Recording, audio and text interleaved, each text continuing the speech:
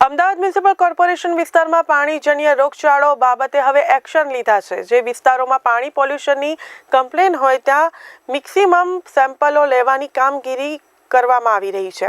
November માસમાં 54,000 chlorine test કરવામાં આવ્યા છે અને 6,000 પાણીના સેમ્પલ લેવામાં આવ્યા છે, જેમાં 42 જગ્યાએ સેમ્પલ અનફિટ આવેલા છે। ત્યાં કોર્પોરેશન દ્વારા કામગીરી હાથ ધરવામાં આવી છે। તો શહેરમાં શિયાળાની સિઝનમાં પણ પાણીજન્ય રોગચાળો વધી રહ્યો છે। હાલ પાણીજન્ય અને મચ્છરજન્ય રોગચાળો પણ ચિંતાનો વિષય બન્યો છે।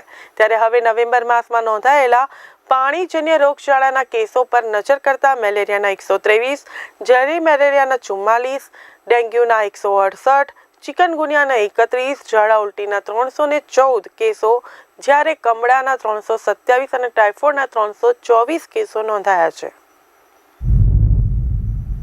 અમદાવાદ મ્યુનિસિપલ કોર્પોરેશન વિસ્તારમાં હાલમાં પાણીજન્ય કેસીસ બાબતે જે જગ્યાએથી પાણીના પોલ્યુશનને લગતી કમ્પ્લેન હોય અથવા ક્લોરીન નીલ આવેલ હોય તે જગ્યાએ મેક્સિમમ પાણીના સેમ્પલ લેવાય, ક્લોરીન ટેસ્ટ કરાય તે પ્રકારની કામગીરી હાથ ધરવામાં આવેલી છે। લાસ્ટ મંથ એટલે કે નવેમ્બર માસ દરમિયાન 54,000 જેટલા ક્લોરીન ટેસ્ટ કરવામાં આવેલા છે અને 6,000 જેટલા પાણીના સેમ્પલ લેવામાં આવેલા છે। આ પૈકી જે 42 જગ્યાએ પાણીના સેમ્પલ અનફિટ આવેલા છે ત્યાં એન્જિનિયરિંગ વિભાગ દ્વારા ફ્લશ આઉટની કામગીરી અને જરૂરી રિપેરિંગની કામગીરી કરવામાં આવેલી છે।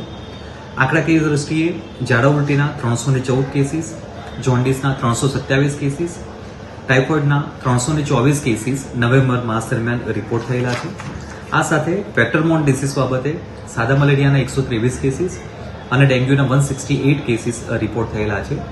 અર્બન હેલ્થ સેન્ટર દ્વારા મેક્સિમમ મલેરિયા માટે બ્લડ સેમ્પલ કલેક્ટ કરવામાં આવે અને ડેન્ગ્યુ માટે સિરમ સેમ્પલ કલેક્ટ કરવામાં આવે તે પ્રકારની કાર્યવાહી હાથ ધરવામાં આવેલી છે અને એ મુજબ જરૂરી સારવારની પણ કાર્યવાહી હાલમાં હાથ ધરવામાં આવેલી છે।